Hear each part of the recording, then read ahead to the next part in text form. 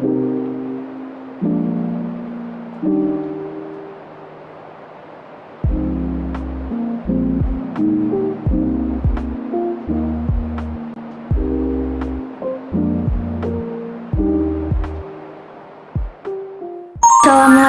warahmatullahi wabarakatuh. Perkenalkan, nama saya Andi Alia Mustia Ghazali dari kelas 11 TJKT 1. Di video kali ini saya akan mengerjakan tugas yang diberikan oleh Ibu Fatma, yaitu membuat video pembelajaran materi bab 5, proses kerja pembuatan prototipe produk. Jadi sebelum itu kita harus mengetahui apa itu prototipe. Definisi prototipe adalah merupakan penafsiran produk yang diklasifikasikan melalui dua dimensi, yaitu dimensi yang pertama adalah tingkat di mana sebuah prototipe merupakan bentuk fisik. Dimensi yang kedua adalah sebuah prototipe merupakan prototipe menyeluruh. Berikutnya kita masuk ke tahapan prototipe. Yang pertama, pendefinisian produk, penerjemahan konsep teknikal yang berhubungan dengan kebutuhan dan perilaku konsumen ke dalam bentuk perancangan. Yang kedua, working model, untuk menguji parameter fungsional dan membantu perancangan prototipe rekayasa. Yang ketiga, prototipe rekayasa, untuk keperluan pengujian kinerja, operasional, dan kebutuhan rancangan sistem produksi. Berikutnya, prototipe produksi, untuk menentukan kebutuhan dan metode produksi dibangun pada skala sesungguhnya dan dapat penghasilan data kinerja dan daya tahan produk dan partnya. Qualified production item, dibuat dalam skala penuh berfungsi secara penuh dan diproduksi pada tahap awal dalam jumlah kecil.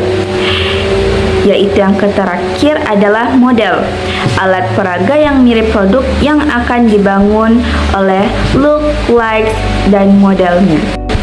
Adapun kegunaan dari prototipe, yang pertama sebagai pembelajaran, yang kedua komunikasi, yang ketiga penggabungan, dan yang terakhir adalah milestone. Berikut produk barang dan jasa menurut Alma.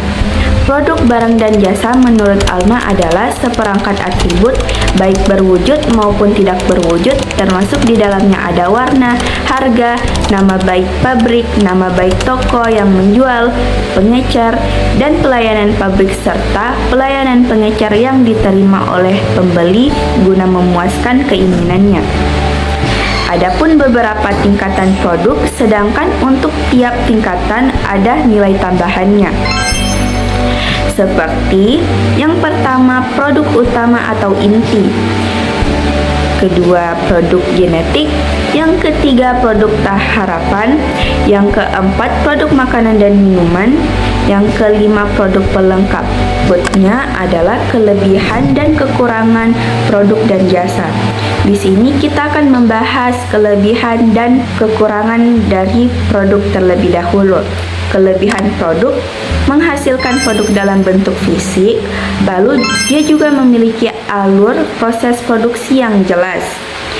Dan kekurangan dari produk adalah membutuhkan tempat untuk memasang hasil produk, membutuhkan tempat untuk penyimpanan barang, dan membutuhkan banyak karyawan sehingga menghemat menambah beban pengeluaran untuk komponen gasi. Bahas kelebihan dan kekurangan jasa. Pertama-tama kita akan membahas kelebihan jasa. Jasa tidak membutuhkan tempat untuk memajang hasil produk. Kedua, jasa juga tidak membutuhkan tempat untuk penyimpanan barang. Jasa juga tidak membutuhkan banyak karyawan sehingga menghemat pengeluaran untuk komponen gaji. Selanjutnya adalah kekurangan jasa. Kekurangan jasa tidak menyediakan produk dalam bentuk fisik.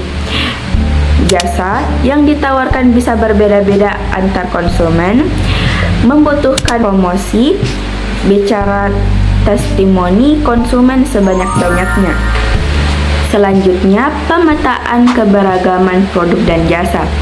strategi inovasi produk agar diminati oleh konsumen.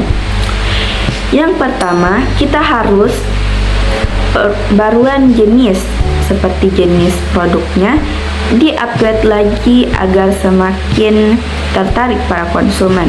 Yang kedua, peningkatan kualitas, agar kualitas ini tetap meningkat dan konsumen akan tertarik dengan apa yang kita jual.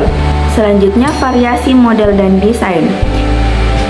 Kita juga harus lebih kreatif dalam memilih warna dan mendesain produk.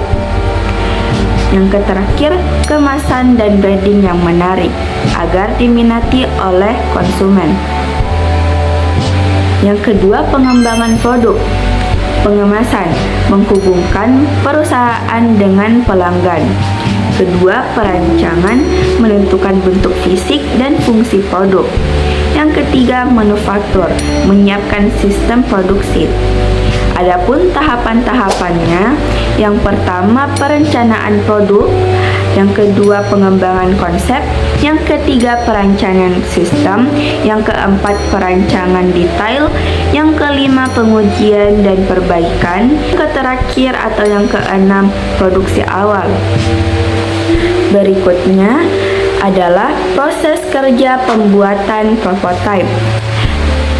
Pembuatan prototipe, kita juga memerlukan desain produk yang menentukan bahan, standar, dan tampilan produk. Yang kedua, desain jasa yang menyesuaikan tampilan, manfaat, dan pengalaman pelanggan. Berikutnya adalah tahapan kegiatan desain produk. Tahap pertama, analisis hasil riset pasar. Yang kedua, evaluasi kemampuan fasilitas produksi. Yang ketiga, pembuatan sketsa awal. Dan yang terakhir, pembuatan gambar kerja. Baik, itulah dia hasil video pembelajaran dari saya. Lebih dan kurangnya mohon dimaafkan. Wabillahi taufiq wal hidayat. Wassalamualaikum warahmatullahi wabarakatuh. Dadah.